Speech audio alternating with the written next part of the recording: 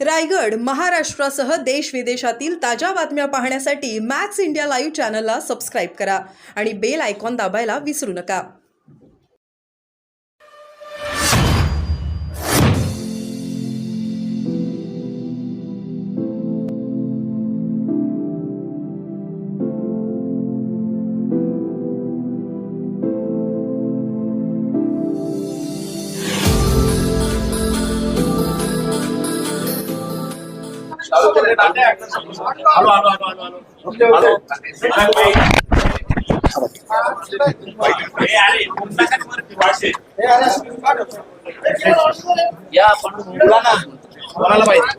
Hello hello check check check 1 2 3 4 hello hello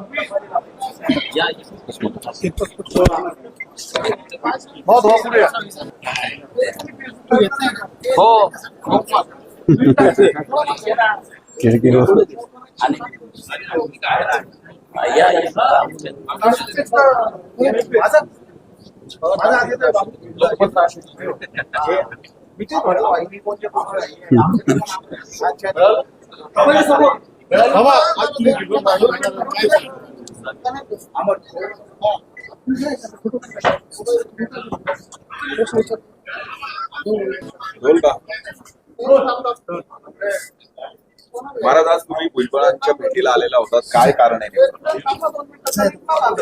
ओम जगद्गुरु जनार्दन स्वामी मोंगीर महाराज यांच्या कृपाआशीर्वादाने व भारत मातेच्या चरणी वंदन करून त्याचप्रमाणे जे काही लोकशाहीचा चौथा स्तंभ जातो सर्व आपण या ठिकाणी मीडिया चॅनेलवाले सर्व उपस्थित आहेत, त्यांचंही या ठिकाणी आम्ही अभिनंदन करू.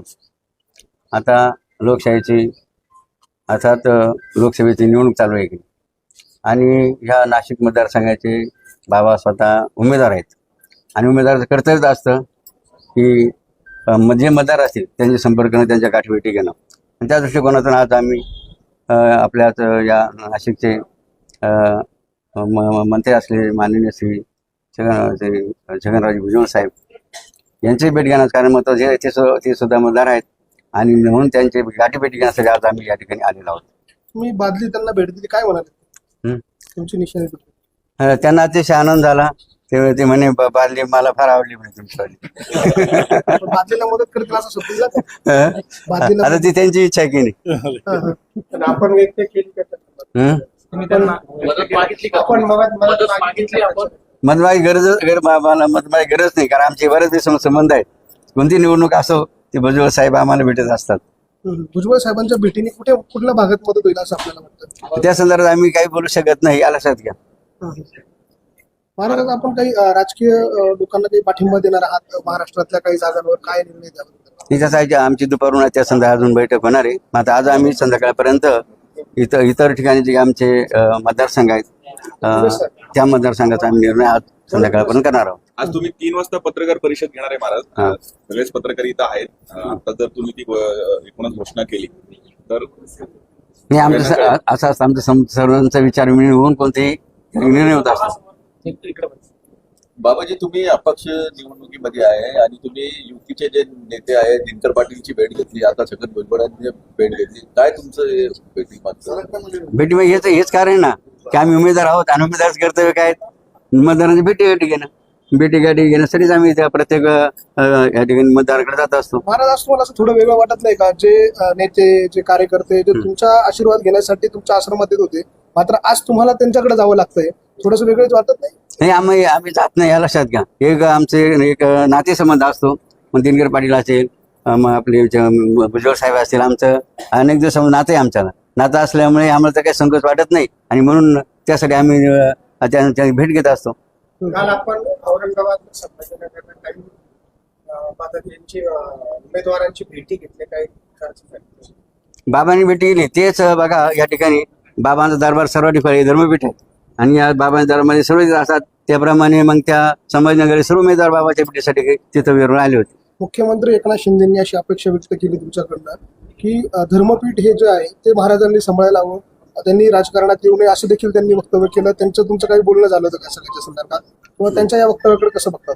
नाही, त्या संदर्भामध्ये विषय असा या ठिकाणी आहे की आमच्या सर्व भक्त परिवाराने पहिल्यापासून निर्णय घेतलेला आहे की आणि एक नारा सुद्धा दिलेला आहे की लढा राष्ट्रहिताचा आणि संकल्प शुद्ध राजकारणाचा, आणि त्या माध्यमातून सर्व भक्तपरावांनी निर्णय घेतला यावेळेला लढायचं आणि जिंकायचं.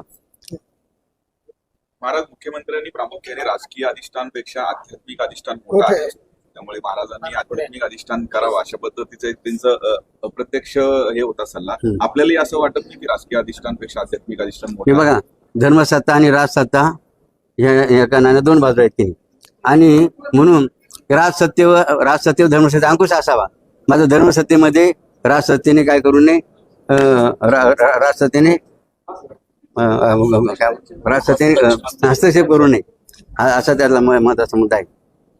तुम्ही अपेक्षा व्यक्त करताय की राजसत्तेने धर्मसत्तेत हस्तक्षेप करू नये, परंतु आपण धर्मसत्तेतून राजसत्तेकडे जात आहे. हो ना. मग बाबांना आपल्या सारे अनेकांनी असा प्रश्न विचारला की बाबा राजकारणात का आले की नाही अध्यात्म सोडून, तर त्याचा बाबांनी या प्रकारे मुद्दा त्या ठिकाणी ठेवलेला आहे की बाबांनी अध्यात्म सोडलेलं नाही, तर बाबा राजकारणात कशासाठी आलेले आहेत. राजकारणात सुद्धा अध्यात्माचे जे काही तत्व आहेत ते रुजवले पाहिजे, त्यासाठी आम्ही त्या ठिकाणी राजकारणात आलेलो आहोत. ओके, धन्यवाद. ओके. तीनला प्रश्न हो, तेव्हा काही महाराष्ट्रातल्या जागांचा मीटिंग घ्या. मीटिंग आल्यानंतर मीटिंग घ्या.